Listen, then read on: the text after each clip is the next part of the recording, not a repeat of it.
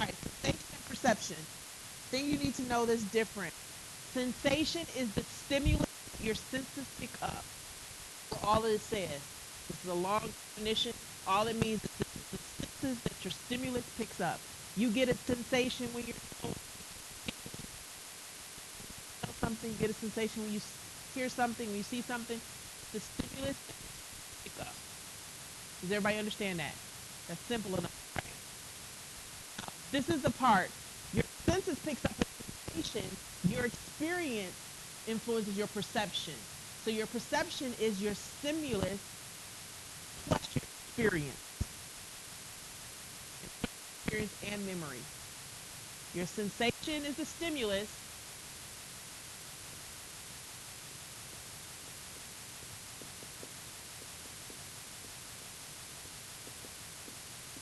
It then leads to a perception, and it's based on the stimulus plus experience plus memory.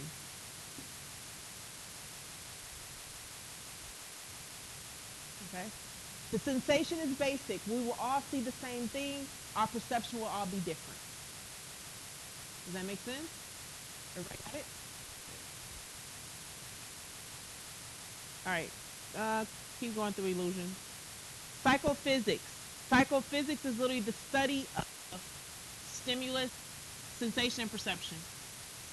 Psychophysics is a study of sensation and perception.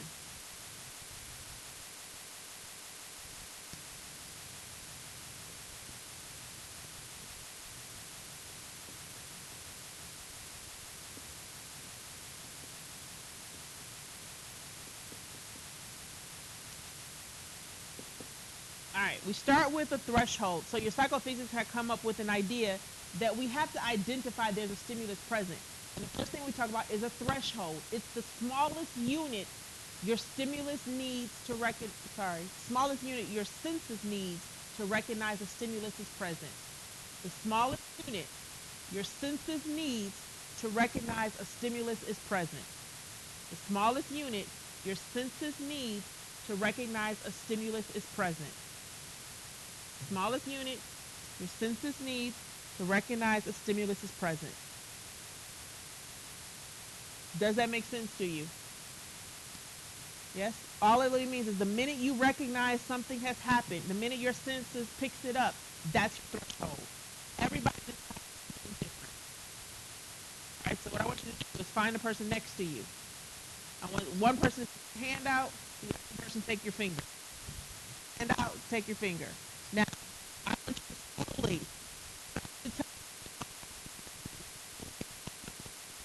the minute they say that they feel you, say, I feel it.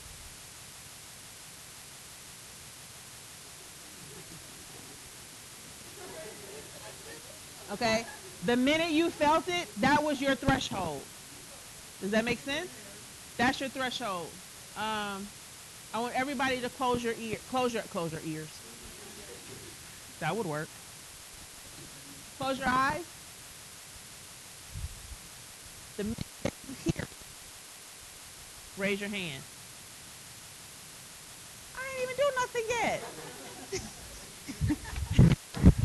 What's all of y'all who raised your hand, come and see me. That's called hallucination. All right, close your eyes. The minute you hear it, raise your hand.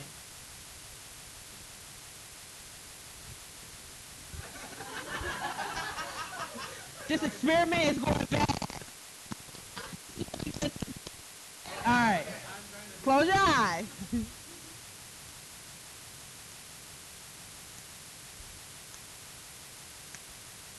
Good. Y'all couldn't see. First row heard first, probably because they're closer. Okay, you hear it. You all have experienced this when grandma is listening to the TV. What happens when grandma listens to the TV? She wants it up. The reason why is her absolute threshold is literally higher than yours. Does that make sense? How many of you like salty food? Only a few of you. Good. Okay. When someone puts your food out and you taste it, and they say, "It's tasty yet." The minute you taste the salt, you're out. If you're cold, the person next to you is not, their absolute threshold is picking up the change quicker than yours. Everybody get absolute threshold? Are we good? Good. All right. Now, higher? Nah. It just means your threshold is different. Some of you take a longer time.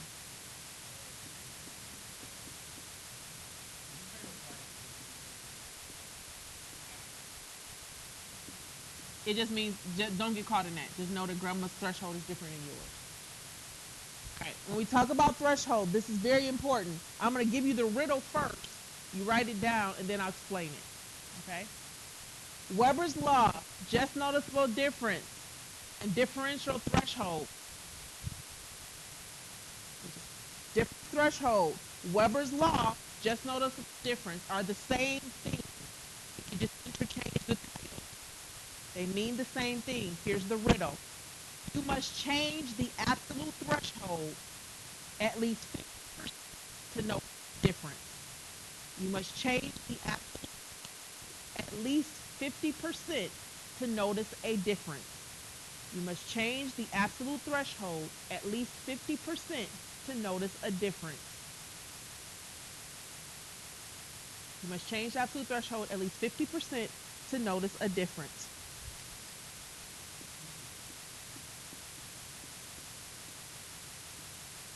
What this means is go back to the food and the salt. If I am seasoning your food, I'm a person who hates salt. If I season your food, to me, if you put in just 50% of my threshold of salt, I can taste the difference. But if your threshold is higher, I have to put more salt in it for you to notice the difference. Do you follow? If I turn the TV up, you say turn the TV up, Sheree, until I reach 50% of your absolute threshold, you won't notice the TV.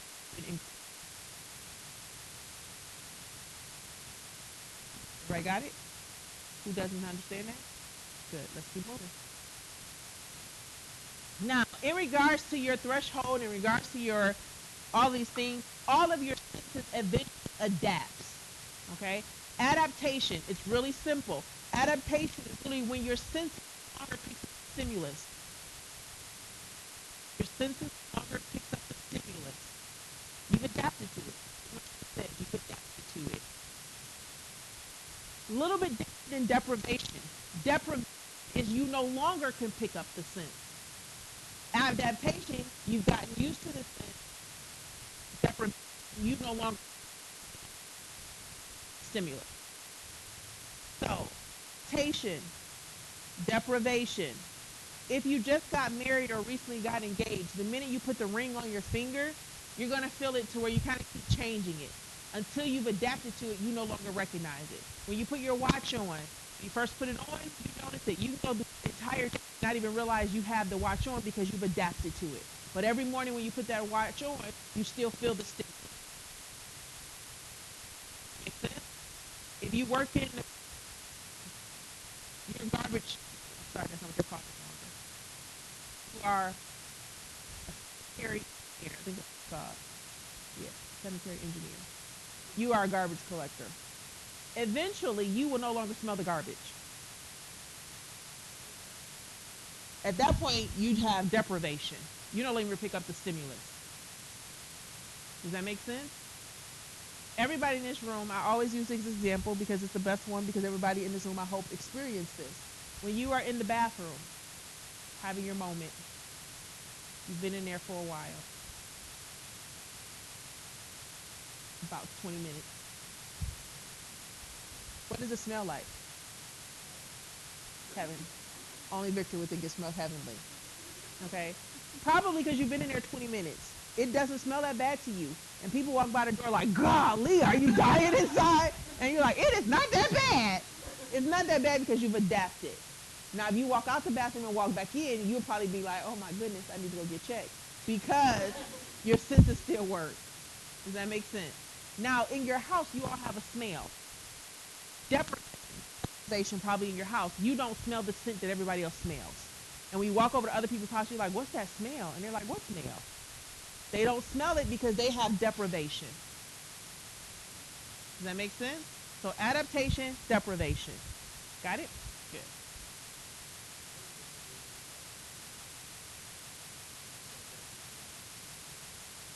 Because you actually you no longer pick it up. It's like at that point in time, the natural stimulus is no longer, you're deprived of it now. So that's what deprivation is like. You're deprived. Your stimulus is deprived of the ability.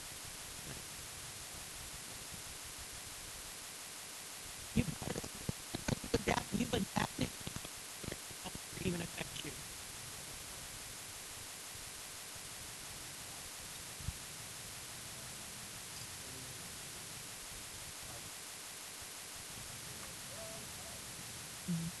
No, that's deprived versus deprivation.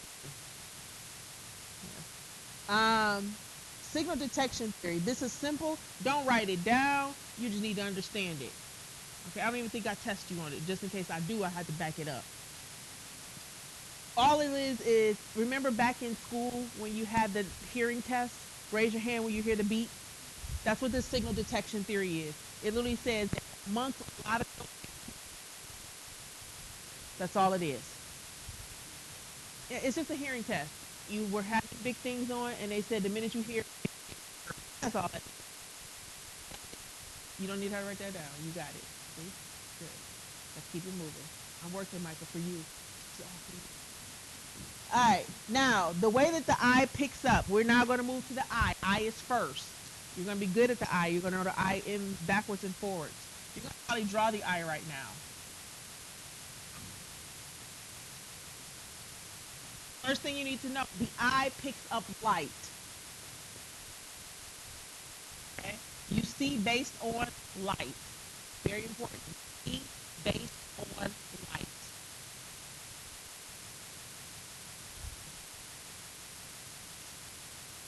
The properties of the light, you need to know these three properties. Know the properties of the light. Know the three properties of light.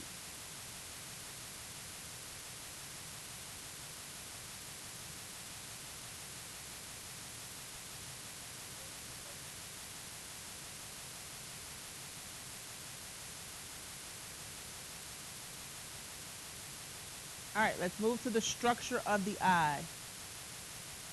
All right, we're going to start with the cornea. It is literally the part that protects the eye. The cornea protects the eye.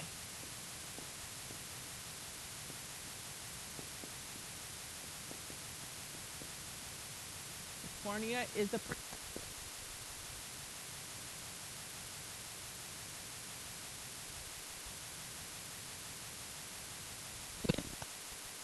you have an image. The cornea will actually bend to let in more or less light. Okay, so your cornea has the ability to bend. It is a protector, but it bends in an effort to let more and less light in. We then move to the lens. The lens is the focuser. The lens focus. Just like lens on your glasses. It allows you to focus. The lens focus. It changes shape in an effort to gain a better focus. The lens focus, the focuser, it changes shape to allow you to get a better focus.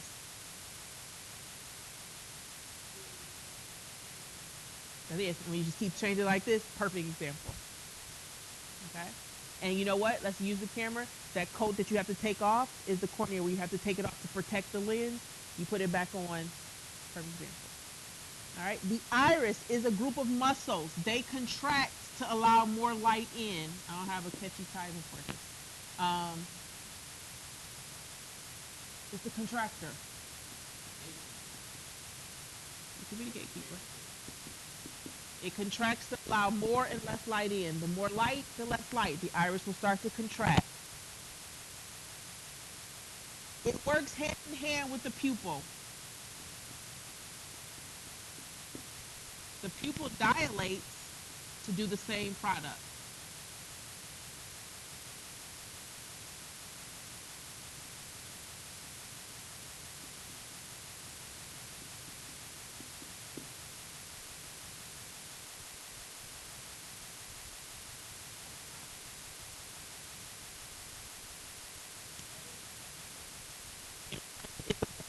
You need to see the image. Depending on how the concussion affected your occipital lobe, is going to dilate differently. So literally, depending on how much your eye needs, and you might have one eye that dilates more than the other because they literally work different based on the concussion and occipital lobe, the damage that that concussion did. Which is why you see some people kind of keep doing like this, and they're trying to get a focus. Depending on whatever damage is done, it can happen. Even if you've got damage to inner parts of this eye. All right. Now let's move into the eye, and we move into the retina. In the middle of the okay, the retina is kind of like your processor. It contains rods and cones. Rods let you see light. Cones let you see color. Fovea is the retina is the processor. It allows you to see color and light. No, the retina is the house of the fovea. The fovea is inside of the retina.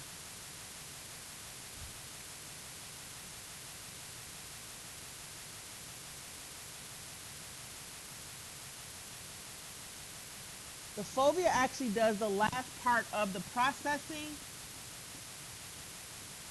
and sends it to what is called the optic nerve.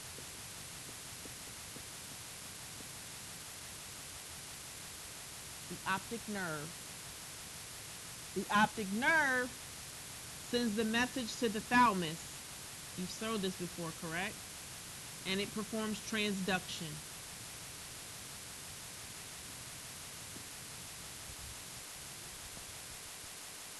Sends the message to the thalamus, and the thalamus performs transduction.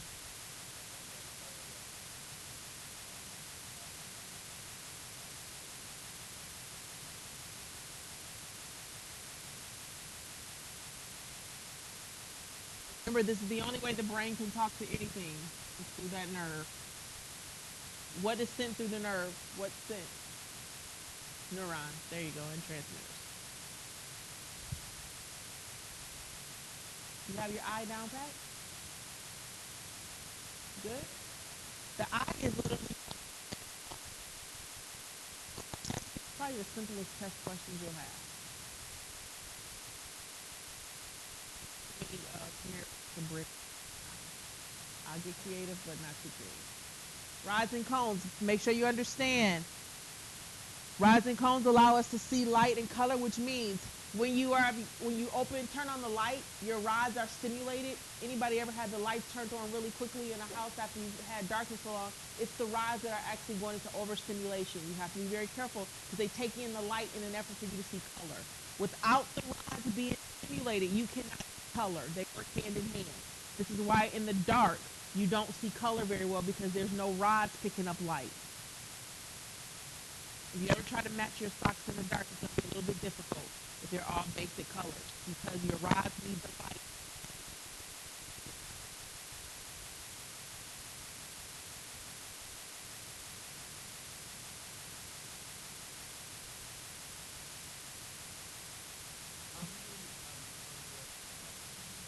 You don't need to know it.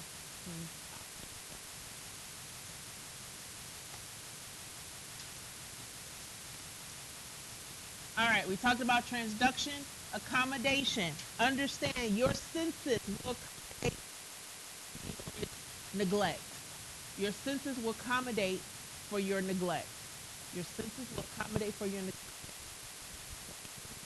Means anything to it to take away. Accommodate. They're accommodated for it. In one eye, if you put a patch over it, you sometimes go to the eye doctor and they'll say, we're going to put a patch over this eye. This will start to accommodate for the loss of that one. To help it out as much as possible. Okay? Dark adaptation. You will start to after so long. This is why you can see in the dark. Most of you can go to the bathroom without turning on the light. I hope.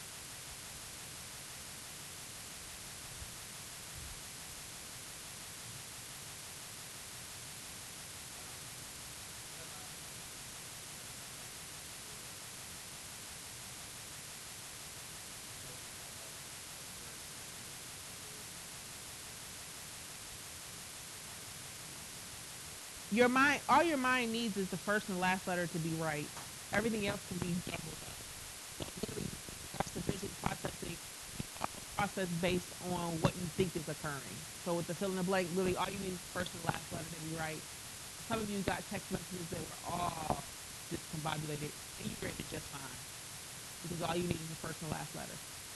Have you seen that the prayer note message where you can read it where it's all messed up? It's the same idea. Okay.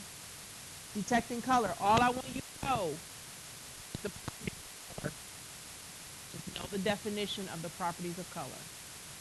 Just know the definition of the properties of color.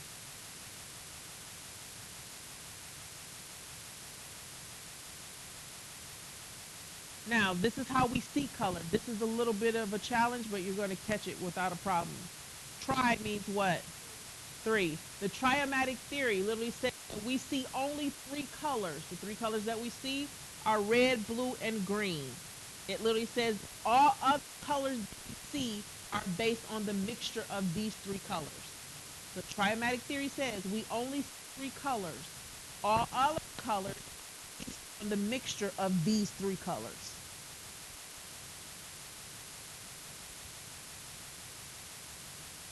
This takes you back to yellow and blue. Well, we don't have yellow and blue. Red and blue mate purple. I think so. Blue and green mate. See, y'all didn't. I can see who did not do good in kindergarten. I don't know. They make a color. All right. So when you mix these two colors, let's just say I put red and blue together. I'm gonna make what color? Now, who's cones? What rods will then do is filter in more light to give you a different color. Filter this purple to a lighter color.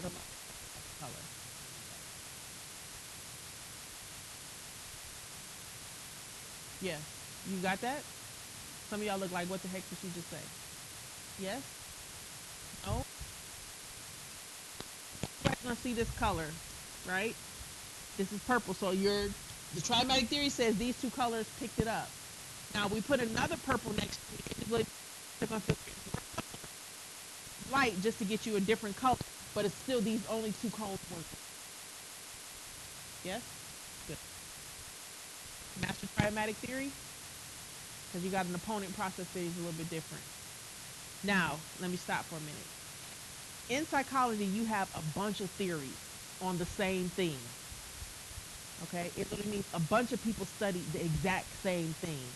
And because they studied it, they proved it differently. You got to learn each theory. So the triametric theory is the first way we see color. The opponent process says, I disagree, we see color a different way. They both prove their point, so you have to study them both. Okay? So the opponent process theory is a little bit different. This one's a little bit, it looks at it more in regards to the opposing, in regards to opposing. This theory literally says you take two colors and they burst new colors. They are literally two opposite contradict each other to create new color. Two opposite colors contradict each other to create new color.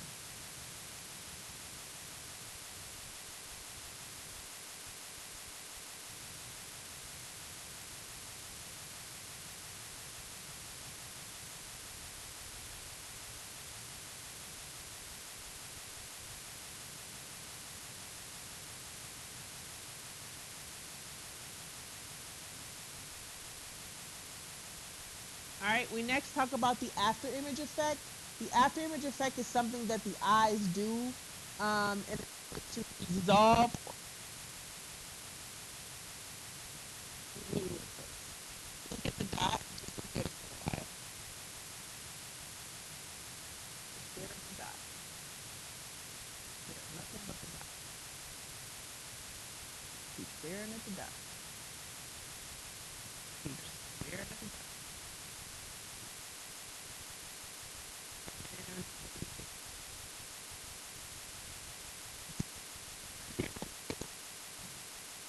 Some of you should still, some things in colors, some of you probably made up new colors, but the image of Does that make sense? It's just residue. It's just residue. It's color residue. The after image is color residue.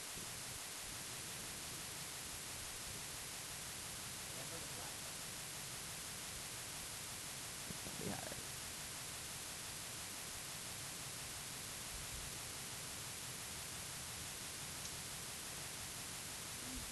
Okay. Now we start back one. What did your thought say in chapter one? See, that's why I told y'all I knew chapter one was going to be faint. Okay, so with the idea, we look at the whole. This whole part of the chapter in regards to thought principles is how we organize the world. Okay? And what we do is what we call the Gestalt laws of organization. First thing you need to know is proximity. Proximity, the law literally says is that we place things based on how close they are.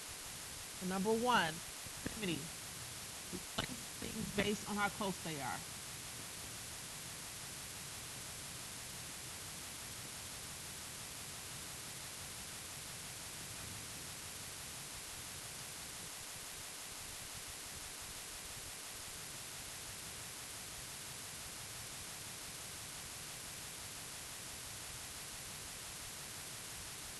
Continuity. We continue things based on a pattern. Let's see.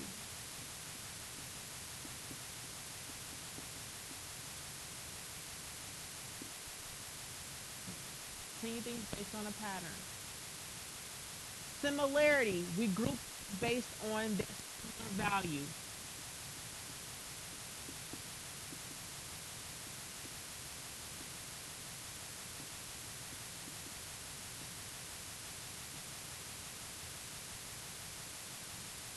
Things based on similar value.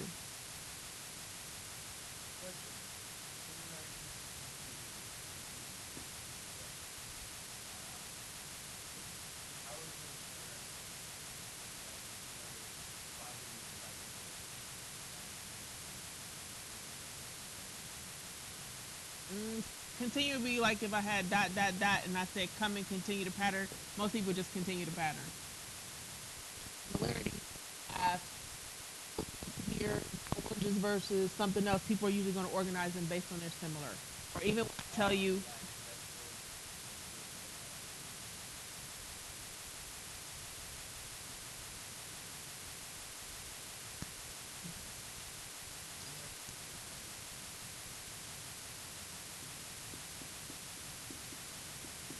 Right. Closure. Fill in the space.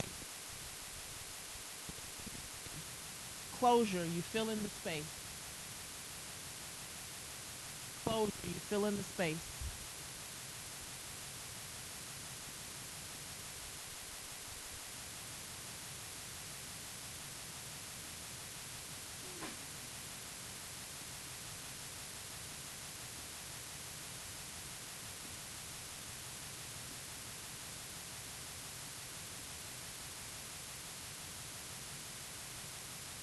Good form. You see the thing that makes most of the correct form. In other words, you see or pick the thing that has the best form. You see or pick the thing that has the best formation. You see what has the best formation.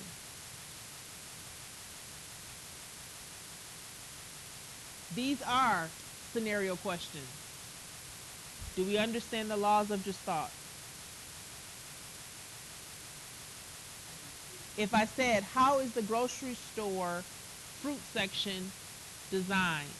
Based on which just thought law of organization? Similarity? We all agree?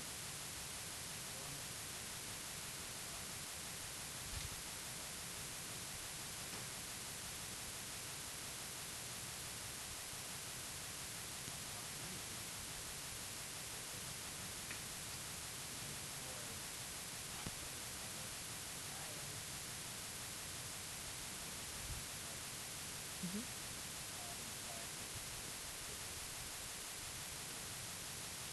The fruit section is done. The fruit section is done in similarity. The entire grocery store is done in continuity. What is that? A heart. Technically, it's not. What did you guys do? Closure. Make sense? Good. Next section.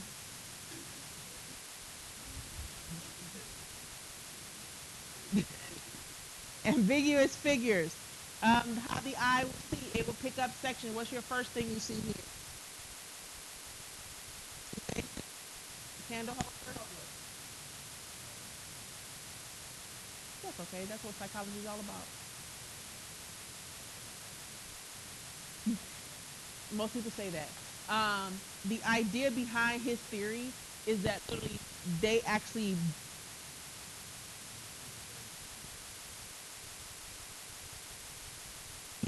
remember, you don't see all those other colors. You still see primary colors. So to him, you still just see the red and blue. His idea is that when they actually bounce off each other, they ricochet a new color. So almost like two cards hit each other. His idea is that once those two cards hit each other, they create that spark. That spark is a new color.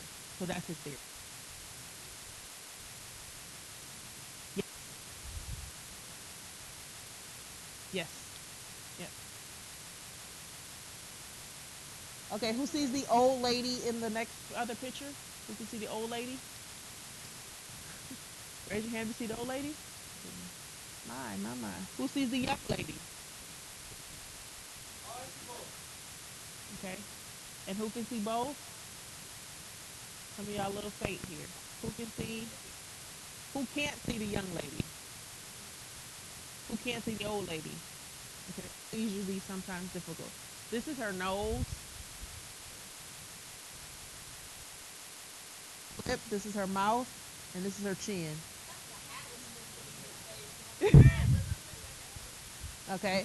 All it is it's a perception test that we do in psychology. Who saw the young lady first? Okay. When you see the young lady, you are always looking forward to what is to come. Who saw the old lady first? Yes. You are people who usually hold to the past. The past dictates what you do. Okay? And it's just literally, it's a perception. It's the thing that you notice the first. We have a lot of these things, and you'll do a lot of them inside of this class. We just do a lot of different perception tests. We'll even take a personality perception test to see who you really are. Everybody sees something. Um, just know the definition. Consistency. Just know shape, consistency, shape, color. Just know the definition. This is not something I test you on too much. So don't make it a big deal. Keep moving. You do need to know, what does bi mean? All right. These are the things you need two eyes for. Okay. Binuclear cues, things you need two eyes for. Disparity and convergence. Retinal disparity. Retinal disparity. First, I need you to do we're going to do an experiment. Take your finger and put it about 1 inch away from your nose. Slowly move it in. Now stop. Close one eye. Keep flipping the eye back and forth. One eye, other eye, one eye. Does the finger keep moving? All right, that is retinal disparity. Retinal disparity literally says you need both eyes to pick up location based on. You need both eyes to pick up location based on proximity. In other words, both retinas will take a picture of the image to create one picture.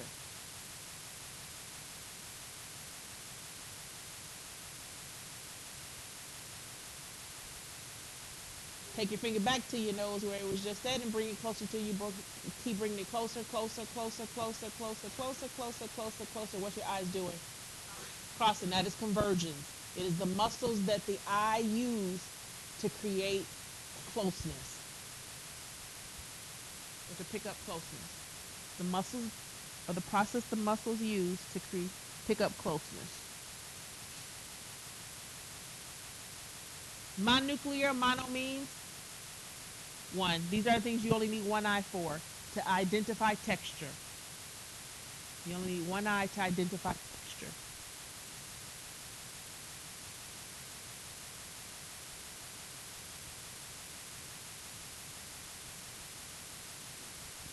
All right.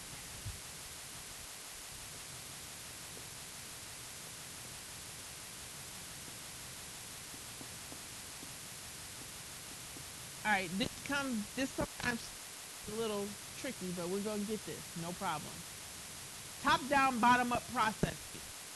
Okay, bottom up is when you process based on only sensation.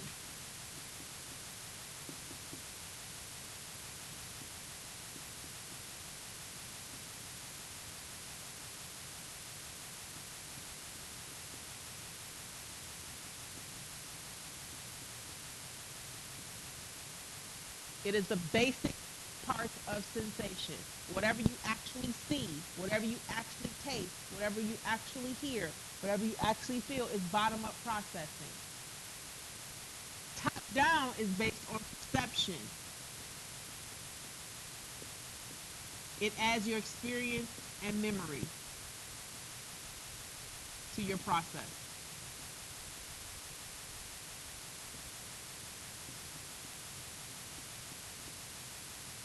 Bottom up process. I'm touching this. I just simply feel what I touch, and that's how I process it. That's bottom up. Top down, I touch it based on what I remember, what I've experienced with it. Yes, no. Those are scenarios. I need to make sure you get them. I put sugar cookies in front of you right now. What do you guys smell? Everybody tell me. What do you smell? Something you want to eat. What else are some of you smelling? They're sugar cookies, homemade sugar cookies, made from scratch. What are you thinking? How are you processing these sugar cookies? Mouth watering, chewy, grandma's cookies. You see the difference in the processing? Which one is top down, which one is bottom up? And what's bottom up?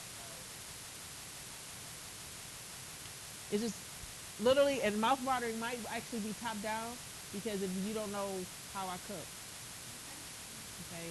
So, bottom up, literally, you might just like, they smell sweet. They smell like you put some sugar in it. Smells some buttery things. Smells, yeah, smells like it might be a cookie. Top down, you've been at somebody's house. It smells really good. But you know what? Don't eat it. And somebody walks in like, oh my God, they are cooking. I can't wait to eat. And you're like, that would be top down process. Does that make sense? You've been in a restaurant. It looks good. Bottom up. You know it tastes horrible. Top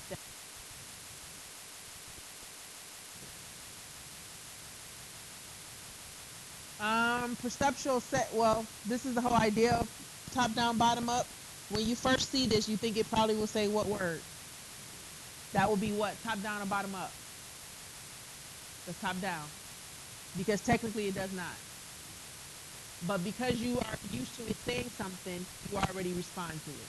You do this in regards to when you communicate.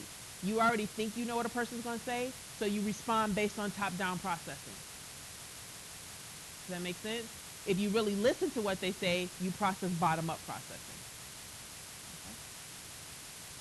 Okay. All right, let's go back. Select the red T.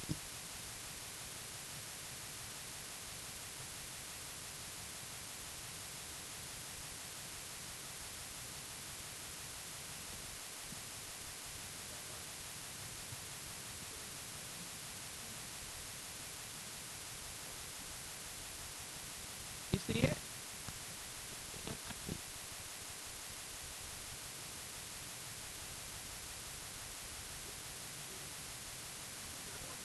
That one right there is different than the rest. All right. Select the red T again.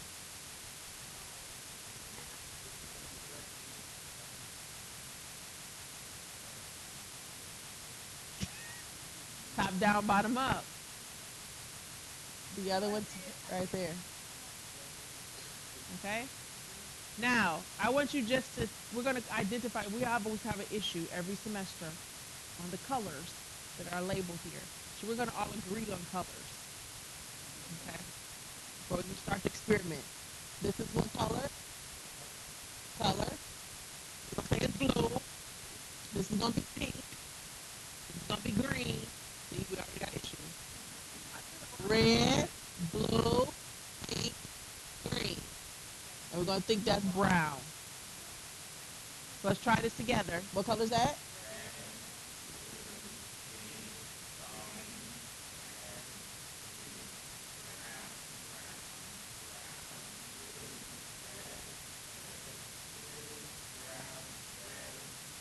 Good. Very good. We all agree, right?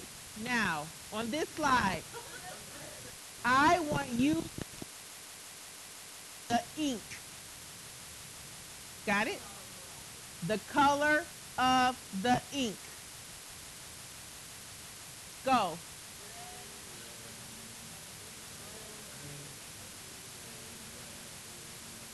What's happening to you? What's happening? Your mind is focused on the word, top down or bottom up.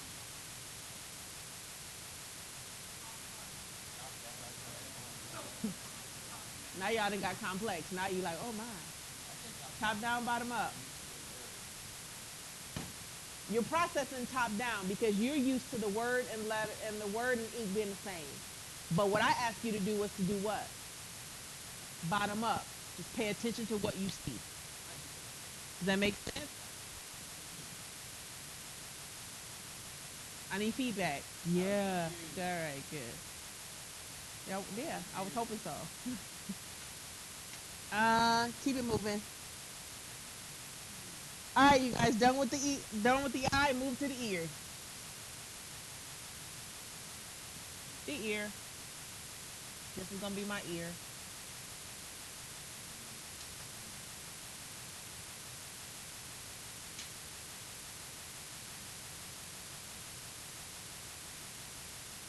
All right, that's my ear.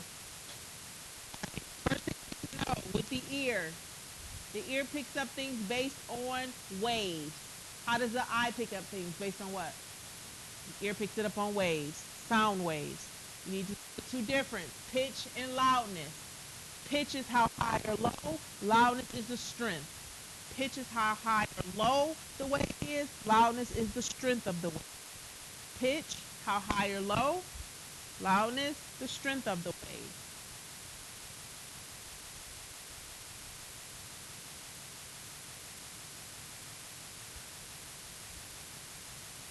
Everybody grab your ear, move it and shake it. That's the, that is the pinna. It is the outside of the ear that is cupped like a cup. It's the pinna, it's cupped like a funnel. The outside of the ear is the pinna. The pinna is the filter. Whenever you try to, what do you do? When you cup the ear, because you try to catch the waves to help the pinna out. The pinna is cupped in an effort to grab waves. Waves then travel down what is called the auditory canal. The waves travel down the auditory canal. It's the funnel. It's funneling in the sound waves. It then bounces off of what is called the tympanic membrane, what you sometimes call the eardrum. The tympanic membrane, or sometimes called the eardrum. Tympanic membrane, or the eardrum. Auditory canal sends it to the eardrum. Eardrum bounces it off, and it hits the three smallest bones in your body: the anvil, stirrup, and the hammer. Some of you call it something else if you ever have anatomy. But here we're going to call it the anvil, the stirrup, and the hammer. The three smallest bones in your body.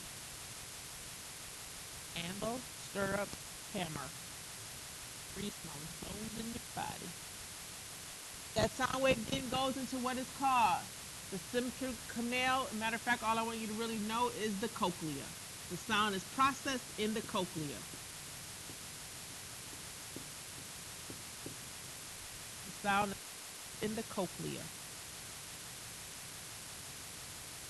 This is where we decipher between a person that is hard of hearing versus a person that is deaf.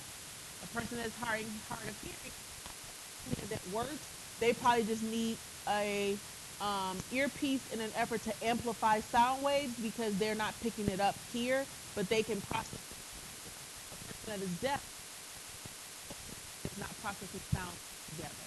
They usually will have a cochlear implant if they would like. On the outside of the head is actually drilled inside of the skull, and it is a permanent device. Okay. Once the cochlea takes the information, it then sends it to the auditory nerve. The auditory nerve performs what? Transduction.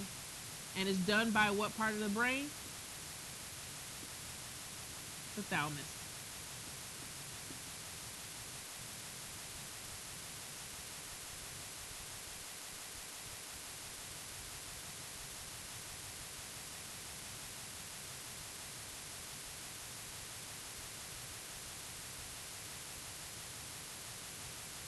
Good.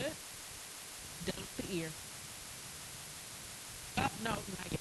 Mistake. You need to know loudness. No, timbre is quality. You have the loudness, you have pitch, make sure you have quality.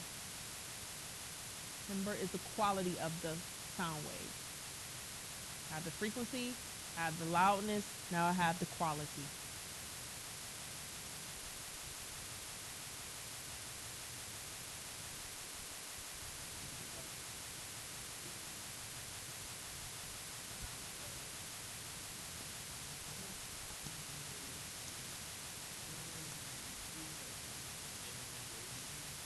Quality would literally mean if a person talks to you with their hand over their head and over their mouth versus. So quality is the pureness of the sound.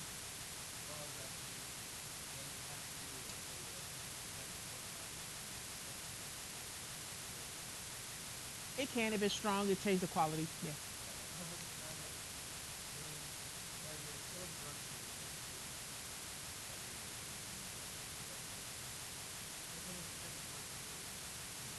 Um, yeah, it's more like if who's ever met a person from Mississippi? Anybody here from Mississippi? If you ever speak to a person from Mississippi, their accent is a little bit stronger than most Southern accents. So sometimes you're just kind of listening and you're trying to understand, but the accent is so strong that it changes the quality of the sound. Make sense? Have you ever spoken to a person that is deaf? Okay, their quality of sound changes because they're literally speaking based on what they hear. Make sense? Okay. Thing you need to know, huge cocktail party phenomena. How many of you have ever gone to a restaurant and you have listened to everything that was said in the booth behind you? Okay, you called it was not.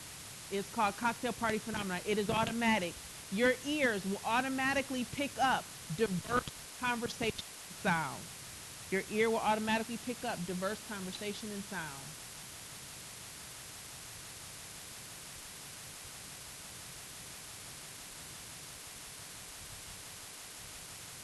It takes two for you to identify the difference in how loud it is. It only takes one ear for processing.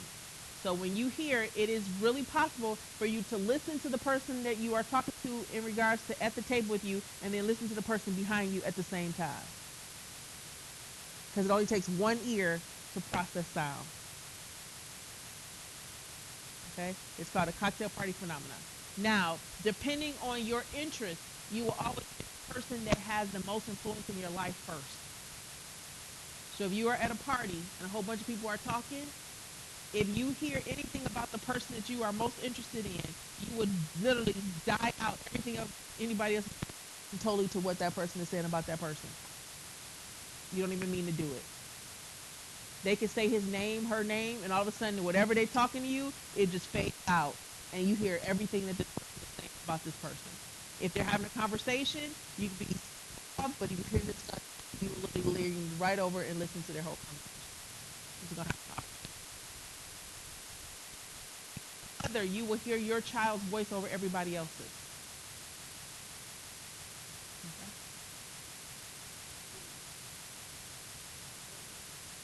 Let's move to the nose. Now, parts about the nose. Nose is one of these things that is a little bit disgusting in its own format, but it really is a device that's amazing. Only thing I want you to know in the nose is the olfactory bulb, the olfactory smell. The olfactory nose processes the smell. Okay. Olfactory, I probably don't even remember. Olfactory bulb deciphers the smell. Olfactory bulb nerve process the smell. Bulb deciphers nerve process.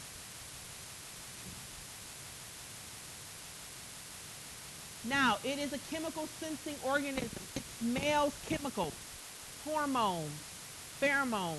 It is a chemically induced device. It smells chemicals. It smells pheromones. It smells hormones.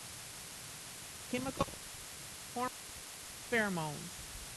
Now, this device is so magnificent that men and women smell things differently in regards to each other. It's going to be a little disgusting, but it is what it is. Men actually smell menstrual cycle in regards to an increase in pheromone production. Women menstrual cycle, a man can actually increase her pheromone production at a higher level, and he can smell her pheromone at that time. Women smell sweat.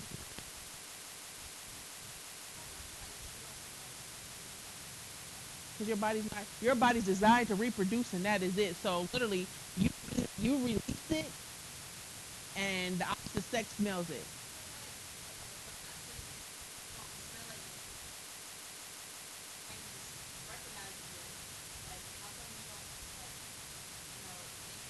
It's the autonomic nervous system that literally says we need to reproduce. We got to do what we have to do. You concentrate on whatever you're doing. I'm gonna concentrate on the things that I need to do so that I can release this hypothalamus, so that I can release the estrogen, so that I can release the sexual urge, so that I can get your vagina to contract. I just got to do my job. You just sit there and think about something different. Before me thinking about what I want you to think about, all about what I'm about to do in about 5 minutes. They walk by you, you just did that, and the whole body went, and you just was like, oh my, all in seconds. Um, Probably because if we think about it, we might not do it. If you, and I'm gonna be honest with you, if your mother burden in these conversations, oh my God, we need to tell your mama to call me. That's what's wrong with the world now. All right, the conversation usually goes real simple. You fall in love. You can sit together. It's like that. It's not that they really told you what happened. I'm really told you like that's not. That sounds. But you got to think about. I'm going to allow this to happen. You probably wouldn't do it. So if you believe in God or whatever you believe in, you probably said, I got to do this. I got to be really slick and sly about this. So I can do this automatically so that you won't process and think about it. You just walk by and you just, if you ever smell the cologne perfume and but who was that? You've all done it. You were at the store and they walk by and you like, oh my God, who was that? You can't even speak because you stopped talking because of the smell. That's because the olfactory nerve just stimulates the hypothalamus and there's only one thing on its mind. No, woo! And you saying, but then by that time, the body has already responded and you had to the moment like, hey. It's called brown bag it and keep it going. So you get to that point, and it's just based on those pheromones. Women, you do smell urine and sweat. I'm sorry, that's what we smell. For some reason, sweat intensifies our attraction. Eh, yeah, I'm sure. And if you've ever been to the gym, probably were more attracted to the person that was sweating more. They give off a scent. They give off a pheromone that attracts you more. Sorry, that's just what you like. It is what it is. Okay. So if you're not attracted to your mate, tell them to go out and do some manual stuff, get a little sweat going on, and you might be interested. That's just all that's about it. Okay. Next one is taste. This is probably one of the most magnificent devices in your body, and it's called your tongue. It only tastes certain things. This is the surprising part. It doesn't taste everything. It only tastes certain things. You have made up the rest of the taste in your head. So it was all psychological. But it has taste buds. First thing you need to know, you've got 10,000 taste buds on your tongue. They do rejuvenate and change over time. So they do change over time. Understand that a child's taste buds are more sophisticated than an adult. If you truly want to know the taste of something, give it to a child, not an adult. Why would you give it to the child? Why are their taste buds more sophisticated than yours? They haven't adapted to the taste. Some of you know your taste, your cooking sucks. You are the worst cook in the world. But you eat everything you cook. But when you give it to a child and they put it in their mouth and they do this and it falls out and you like, that tastes good. No, it does not. Let's use, what does broccoli really taste like? Be honest. I think it tastes like a tree too. I've never tasted a tree. I really do think it tastes like a tree. Or at least the grass compared to, they probably taste similar. Lettuce, grass, and broccoli probably all taste the same. But you say, oh my God, it's so good. Is it really? Next time you taste it, just taste it. Now when you give it to a child, they be like, Mommy, trees. And you're like, that doesn't taste like trees, that tastes like broccoli. No, it tastes like trees. They're honest. Okay? Their taste buds are pure. Yours are tainted. They're adapted. They're screwed up. You've been eating that stuff for so long, you think it tastes good. It does not. Okay, it's just the truth. Now, in regards to your taste buds, there's only certain areas on your tongue that can taste things. What we call umami. Are only taste on the tip of the tongue. Okay? You can only taste these products on the tip of the tongue. Which means if you're sweet, if you place, because your taste buds aren't located there, it has to be the sweet. Salty must be tasted on the side of the tongue. So if you're trying to see if something is salty and you just do it on the tip of your tongue, it's fine. It won't taste bad. It won't taste bad till it hits the side of your taste buds. Sour are located in the back. If you ever ate a Sour Patch Kid, you know this. Okay? When you bite down, where's the pain penetrate? Right? Limit. That taste bud, will you feel it?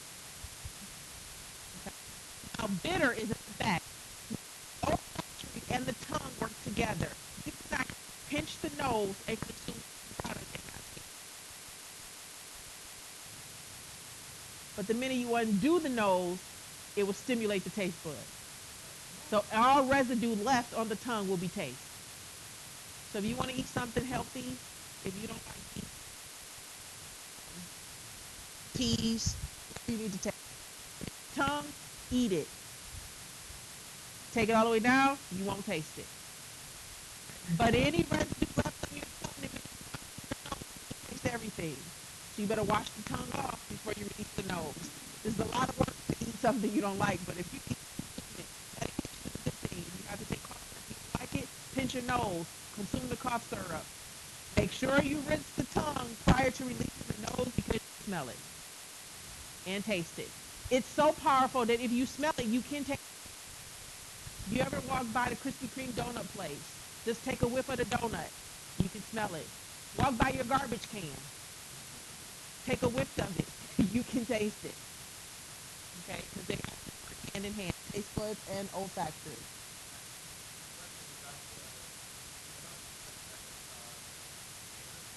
It's like follicles. It's got little hair follicles on it. You can grow hair on your tongue? I never looked at it like that. I have to look at it. I don't know if I will. You might razors. Might be time to invest. That would be nasty if somebody was like, "Hey," and licked. Oh no. All right. Last one we're gonna talk about is the skin. It is probably one of the most powerful because it's what? It's all over. Okay, it is all over. It regulates temperature. Okay, it regulates. You are too cold. It will even shake and make you shake so that you can warm it up. It is an identifier. It also regulates and feels touch. Okay. Now, it has what is called its pain reservoir in regards to double pain, endorphins, and gait control. Double pain is the first one we'll talk about. Double pain is really a two pain indicator. Dull feeling. First one, intense warning sign. Second one, prolonged dull feeling. You've all felt this if you ever had double pain. First, it's that sharp pain, and then it's going to come back, and it's just going to irritate you for a while. It's that pulsating pain. It's like when you like, oh, that's that first initial, kind of like just like this. That's the double pain. That's the warning to say, get it fixed. Get it fixed. Get it fixed. Pain is good. Why is pain good? Tell you something's wrong. Pain is a good thing. It tells you something's wrong. It's the way the body communicates with the mind. Something is wrong. Dull pain follow sharp pain follow with dull pain. It's called double pain. Endorphins, we talked about this. This is the neurotransmitter that is released in an effort to stop the pain. If your body ever feels that it cannot take the pain, large amounts of endorphin will fill your body to where you will also go numb. You ever talk to people who were injured to the point to where sometimes they were shot or beat or whatever? Because the body will actually shut off because the pain is too much for the mind to process. And in an effort to save you and keep your sanity, your body will shut off in an effort to preserve yourself.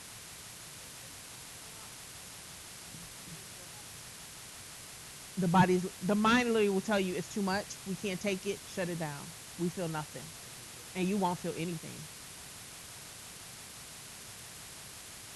Passing out is a little different. That's just that's more of a rush, but it's more where if you're conscious and you're like people are like, do you feel it? And you're like, no, I don't feel it. The mind has literally shut down all receptors, and it's called the gate control. Your body has shut down all pain receiving receptors. So the mind literally says, stop all pain from being received because we can't process it. It's too much to handle, and if we do, it might go into overload.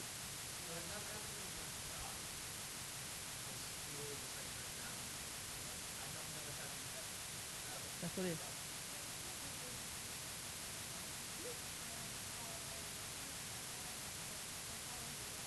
No, that's when you've actually hit a sensory. Um, if I hit a certain part in your face, I can knock you, make you lose all balance. Hit you a part in your neck, I can make you lose all balance. If I hit you a part in your neck, you stop breathing. So I can hit parts of you that just kind of take. If I hit your nose, the minute I hit your nose and it jams here, I can knock you out quick. Yeah. And if I push your pressure points here, I can make you want to get to your knees just because of the pressure point that's linked to your brain.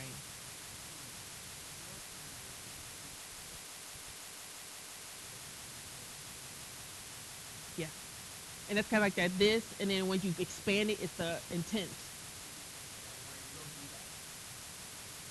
Because at this point in time, the double pain is almost like just your that is where it's almost like you re-injuring. So perfect example would be when you break that rib, you're fine, but when you expand it again, it's almost like you're re-injuring that component. You can, but some people are going to do it anyway. Let's go back to, we're going to go back to the gate control in a minute. Sensitivity touch. Remember, we go back to the threshold. Different parts of your body actually have thresholds, which means they're more sensitive to touch. Different parts of your body actually have more sensitive threshold. The more sensitive the threshold, the higher the stimulus, sensitivity and response. So if we look, left side is usually more dull than your right side. It has a higher threshold than your left side.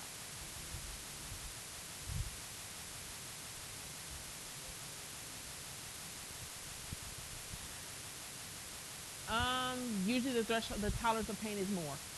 If my threshold is lower, I can take more. Yep. I'm gonna look at it. If your threshold is you for the calf, for instance, the high threshold, very high. If you have a high threshold of pain here, I can hurt you, kick you in your shin, and you'll be okay. You can take it, and it's not that bad. Versus if you have a lower one, and it just the minute you feel it, you are wiped out. Some of you just need to have such a high tolerance that your threshold. Okay. You see the your fingers actually feel things faster than anything else. And then that comes your upper lip, your cheek, your nose, so pretty much your face, and your hands are the most in feeling anything.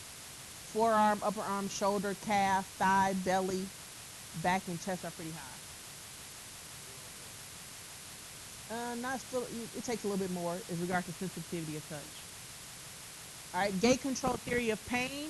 We go back to the gate. Remember we talked about the nervous system and the neurons going down the highway? Your gate control is literally the spine. Your spine can shut down any point in an effort to stop pain.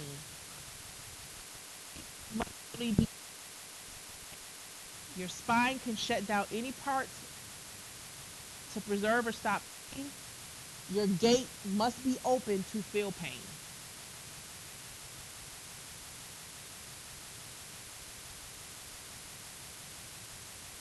If the pain is too bad, the spinal cord will shut down in an effort to save yourself.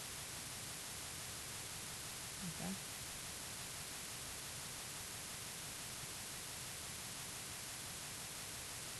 And we already talked about ESP. We know that that is pseudopsychology, so we won't talk about that. And we have completed chapter 3. We'll create